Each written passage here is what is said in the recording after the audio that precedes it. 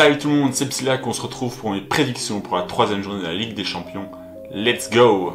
Le premier match, AC Milan versus Club de Bruges. Pour moi, l'AC Milan va venir s'imposer dans son stade, le San Siro. 3 buts à 0, tout simplement parce que le Club de Bruges, on a pu le voir, n'a pas su confirmer son premier match face au Borussia Dortmund. Il n'a gagné son premier match qu'avec un seul petit but sur un exploit individuel de Soliz. Donc je pense que l'AC Milan va s'imposer assez facilement face au Club de Bruges. Deuxième match, Monaco, Étoile Rouge de Belgrade. Je pense que Monaco va avoir un match plutôt facile face à l'Étoile Rouge de Belgrade. L'Étoile Rouge de Belgrade a perdu ses deux premiers matchs alors que l'AS Monaco a gagné face au FC Barcelone et fait un nul face au Dynamo Zagreb. Donc je pense qu'ils vont plutôt bien s'en sortir à domicile face à cette équipe de l'Étoile Rouge de Belgrade et je vois bien une petite victoire 3 buts à 1.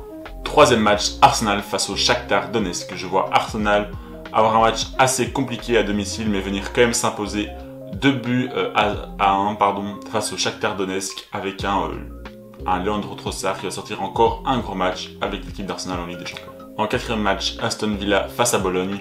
Je vois Aston Villa bien s'en sortir face à cette équipe de Bologne. On a pu voir leur victoire 1-0 face au Bayern Munich avec une excellente prestation de toute l'équipe. Et je pense qu'ils vont rééditer ça face à Bologne et nous pondre un match excellent avec un John Durand qui risque encore de marquer en sortant du banc. Je vois bien une petite victoire 3 buts à 1. Le cinquième match, Girone face au Slavia Bratislava. Un match un peu moins intéressant puisque Girone a perdu beaucoup de ses joueurs principaux. Et je pense que Girone va plutôt bien sortir face à cette équipe du Slovan Bratislava qui a tout simplement raté ses deux premiers matchs en perdant face au Celtic 5-1 et 3-0 face à Manchester City si je ne me trompe pas, voire 4-0. Donc je ne pense pas qu'ils vont se relever face à Girone et que c'est le début de la dégringolade tout simplement pour cette équipe avec une victoire 3 buts à 0 assez facile pour Girone.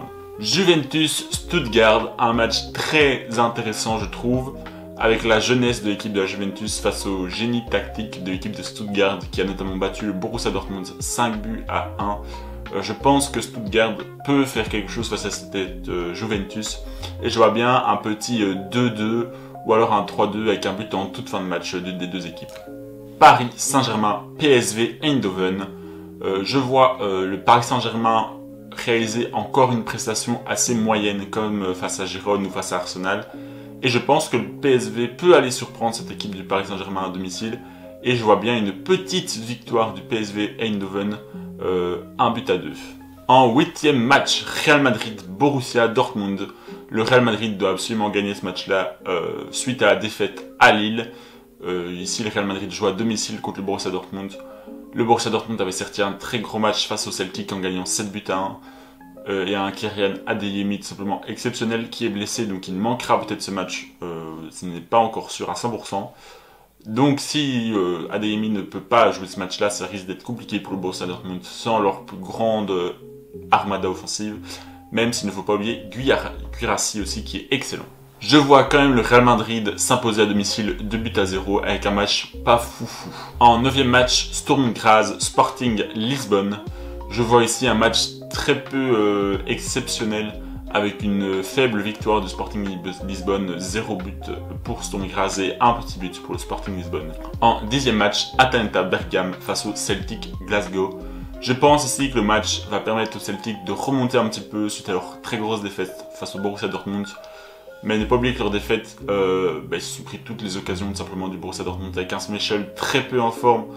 Et un Adeyemi tout simplement exceptionnel qui a beaucoup fait jouer le score en cette faveur-là. Ici, je pense que le Celtic peut espérer quelque chose à l'Atalanta Bergame, mais je vois quand même l'Atalanta s'imposer 3 buts à 2. Du côté de l'Atalanta Bergame, il ne faudra pas sous-estimer le joueur Arne Engels qui fait tout simplement des débuts excellents au Celtic, avec notamment un but et une assist en Ligue des Champions pour son premier match avec le Celtic Glasgow. Et encore une assist face au Borussia Dortmund, malgré ce 7 buts à 1. En 11e match, le Stade Brestois face au Bayern Leverkusen. Le Stade Brestois reçoit le grand Bayern Leverkusen de Xabi Alonso. Je pense que ce match sera extrêmement intéressant à suivre. Le Stade Brestois qui réalise de très très bonnes performances en Ligue des Champions. Et le Bayern Leverkusen qui a un petit peu de moins bien et qui a un petit manque de finition.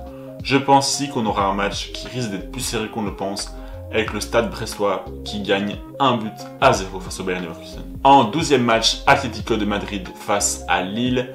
Ici, je pense que le match, pareil, va être extrêmement intéressant à suivre.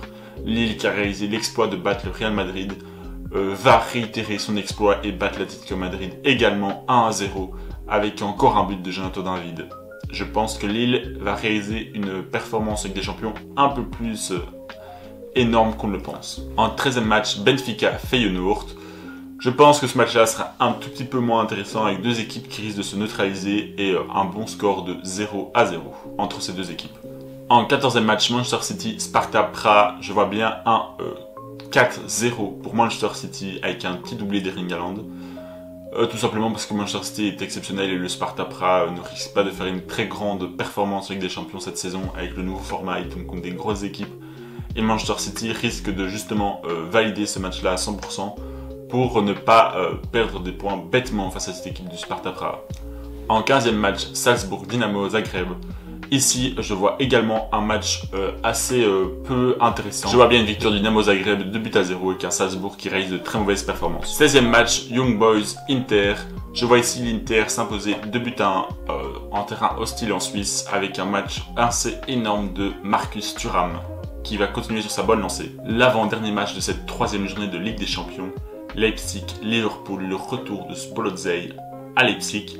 Je pense ici qu'on aura un match extrêmement intéressant avec beaucoup de buts et je vois une petite victoire de Liverpool 2-3 avec un Spolozei qui va faire un match assez exceptionnel je pense. Le dernier match de cette 3e journée de Ligue des Champions, le FC Barcelone face au Bayern Munich à Montjuïc. Désolé de la prononciation catastrophique du stade du FC Barcelone. Je pense que ce match va être extrêmement intéressant avec une philosophie assez équivalente du côté du Barça et du Bayern Munich qui est l'objectif de toujours abattre l'ennemi concrètement, la mentalité allemande d'Hansi Flick et la mentalité de jeu de Vincent Kompany. Je pense qu'on va avoir un match avec, à mon avis, plus de buts qu'on ne le pense et ça va finir sur un 3 buts partout avec un petit doublé de Lewandowski, ça je le sens bien, et aussi un petit doublé de Harry Kane s'il est de retour. Ce match-là est le match le plus intéressant à suivre de cette 3e journée et il va nous procurer beaucoup de bonheur footballistique, j'espère, avec un très beau match entre ces deux équipes. Voilà, j'espère que cette vidéo vous aura plu. N'hésitez pas à mettre vos petites prédictions aussi dans les commentaires sur chaque match ou juste les matchs qui vous intéressent comme vous voulez. Et n'hésitez pas à dire ce que vous pensez de mes prédictions aussi. C'était Psylac, j'espère que la vidéo vous a plu. N'hésitez pas à lâcher un petit pouce bleu. Ciao!